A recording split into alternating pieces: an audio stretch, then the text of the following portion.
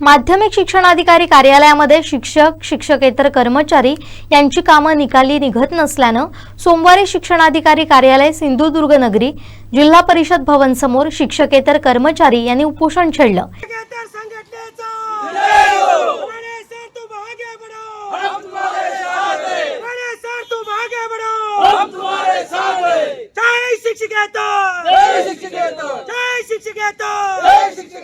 यामध्ये सिंधुदुर्ग जिल्हा माध्यमिक, उच्च माध्यमिक आणि अध्यापक विद्यालय शिक्षकेतर कर्मचारी संघटनेचे जिल्हा अध्यक्ष अनिल राणे, कार्याध्यक्ष प्रदीप सावंत, जिल्हा सचिव तथा विभागीय सचिव गजानन नांचे, उपाध्यक्ष सुहास देसाई, लाडू जाधव, सहसचिव यादवराव ठाकरे, कैलास घाडीगावकर, जिल्हा संघटक निलेश पारकर, विनायक पाटकर, सुधाकर बांदेकर, बळीराम सावंत, गणेश देसाई, शरद कांबळे, वैभव केंकरे, भिवा धुरी, सुमन राऊळ, सुधाकर रेमुलकर, प्रशांत कदम, संदीप जाधव, काशीराम राणे, शरद देसाई, संतोष राणे, विठ्ठल धोण, राजेंद्र शेटकर, निरंजन लाखे, शाबी तुळसकर, बाबी लोंढे, रामा गवस, दीपक गवस यांसह जिल्ह्यातील शिक्षकेतर कर्मचारी बांधव मोठ्या संख्येने उपस्थित होते।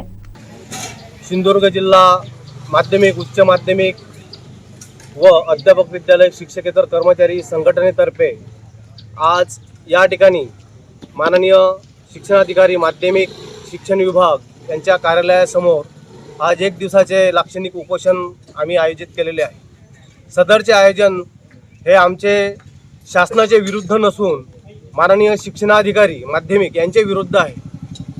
कारण आज आम्हाला शासनाने आश्वासित प्रगती योजना लागू केलेली असून त्या संदर्भातले प्रस्ताव शिक्षणाधिकारी कार्यालयामध्ये सादर केलेले असताना त्या शिक्षणाधिकारी स्वतः मान्यता देण्यास टाळाटाळ करीत आहेत।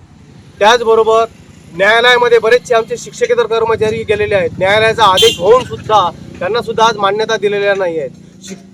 शासनाने, महाराष्ट्र शासनाने नवीन भरतीसाठी GR जाहीर केलेला आहे। त्यासाठी नोकर भरती चालू झालेली असताना सुद्धा आजही आमच्या जिल्ह्यातील शिपाई बांधव असतील, लिपिक असतील, त्यांच्यासुद्धा आज मान्यता दिलेल्या जात नाही।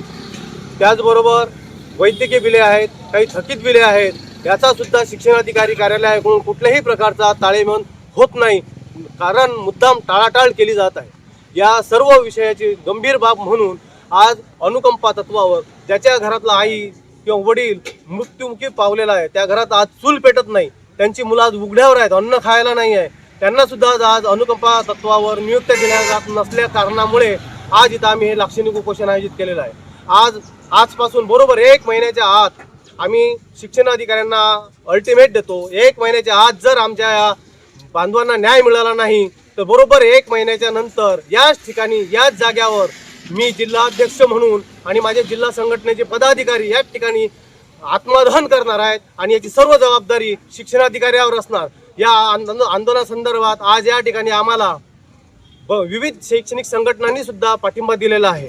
परंतु न्याय न मिळाल्यास महिनाभरात आम्ही इथं आत्मदहन करणार, हा पूर्णतः इशारा शिक्षण विभागाला आम्ही आज देत आहोत। धन्यवाद। शिक्षकेतर संघटनेचा शिक्षकेतर संघटनेचा